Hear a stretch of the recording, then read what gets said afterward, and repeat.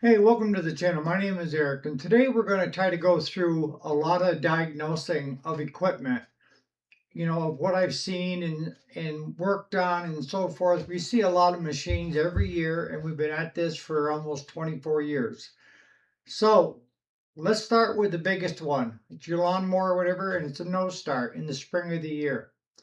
All right, you're looking at two things that it could possibly be, but impulse wants you to jump to that. But what I want you to do every time is pull the plug out, do a simple compression test to see where that engine is hitting. If you have a newer engine and it's 70 or above, you're okay for PSI on this reader. If you got one of the older machines, you're probably going to have 100 or above. And why I say the 70 or above on the newer ones, they've got the automatic compression relief systems built in that they will lower the compression until that starts, and then it'll come back in full compression. If that's the easiest way I know to explain it. If we don't have compression, we're going to go check the valves if it has overhead valves. Most lawnmowers these days, and most heavy equipment, generators, they all have overhead valves. And they're pretty simple to find. They're usually like a shiny aluminum silver cover, chrome some on some, and or some are black, but they cover up two valves per side. So if you have a twin cylinder, you're going to have a set of valves, intake and exhaust on one side, intake and exhaust on the other. So when you do your compression test, what I want you to do is take and adjust one set at a time, okay? And why is that? Because I want you to find out, you're going to have to kind of play it back and forth, but the best thing to do is find out what the actual specifications are for clearance. Use a feeler gauge, set them all where they should be close, and then start working your way back and forth. If you tighten up an exhaust valve and all of a sudden the compression goes up, you're on the right track. If it goes down, then you need to go the other direction, but you got to get top dead center to adjust those valves. And I think there's so many different videos out there that are doing a wonderful job of doing just that, of how to adjust your valves. If you don't have compression and the valves are fine, we're done. Unless you want do-it-yourselfers, you can do it as long as you're not counting your time and come out ahead with a refreshed engine with a new engine. When you're paying me 65 or some other shop 120 to work on your machines, that doesn't usually, it's not feasible anymore. We used to do half our builds were just engine rebuild, refresh.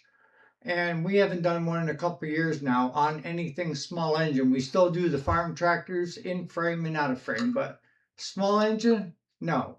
When you can go online to Temu, to Harbor Freight, to Amazon, to eBay, and buy an engine and ship it right to your door for half of what it would cost for me to rebuild your old one, that's the smarter move, right? All right, so if we have compression, we're going to check fire. And what we're doing is we're only checking to see, is that coil off the flywheel giving an impulse to the plug?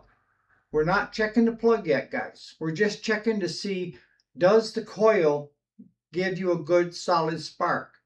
And if the answer is no, it's kind of a light spark, sometimes just take an emery cloth and cleaning up the contacts on your coil and on your piece where you have on your flywheel. And if you take it off and go to put it back on, the best way I can tell you and explain it to you is have a business card. Set the business card when you bring the flywheel around to where the one piece sticks out.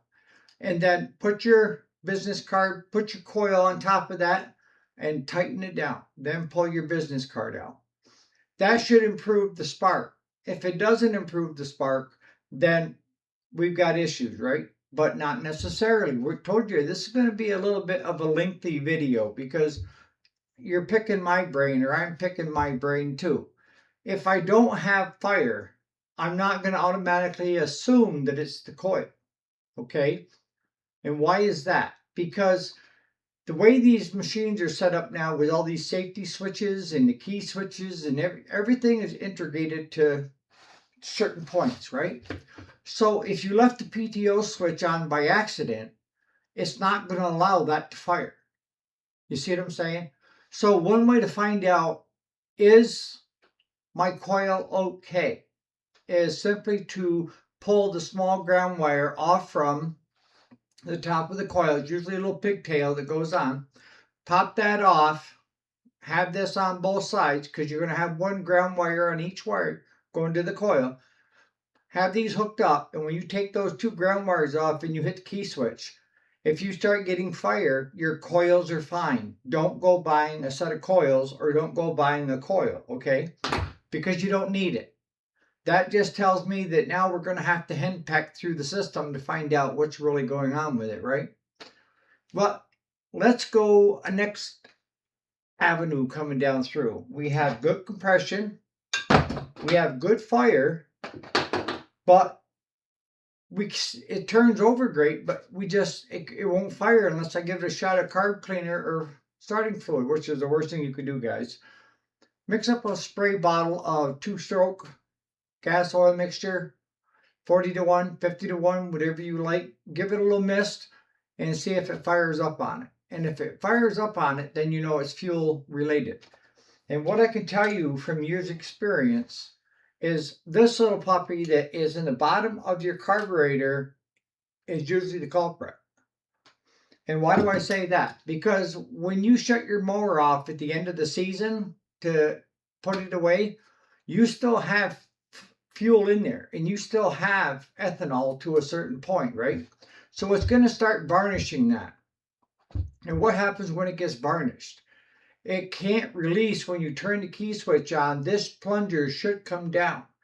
If it's not coming down because it's varnished and it can't come down, then you're not going to get any fuel into the jet of the carburetor. So it's not going to run no matter what you do. You can keep it running with spraying the 50-to-1 2-stroke fog in it with that, but until you fix this issue, then you're going to be dead in the water. The good news is this is an easy fix.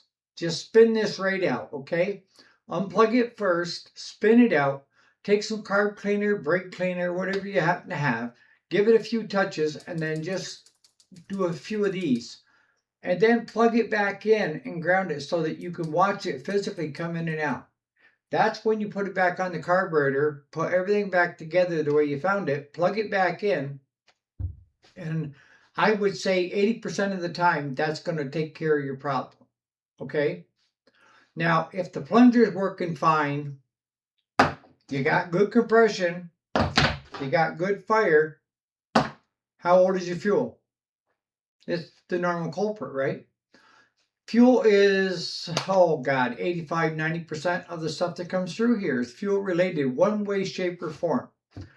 And, you know, for the last couple of years, I've been telling my customers, get that premium fuel, you know, that it's a non-ethanol. But I sat there one day reading what's on these tanks, okay? And it says, may contain up to 10%. May contain up to 10%.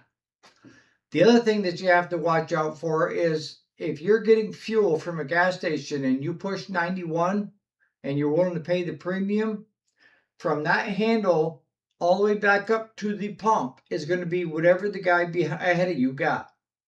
I'm serious. So you may be getting 87 mixed in with your 91 and getting screwed. So what's a better way?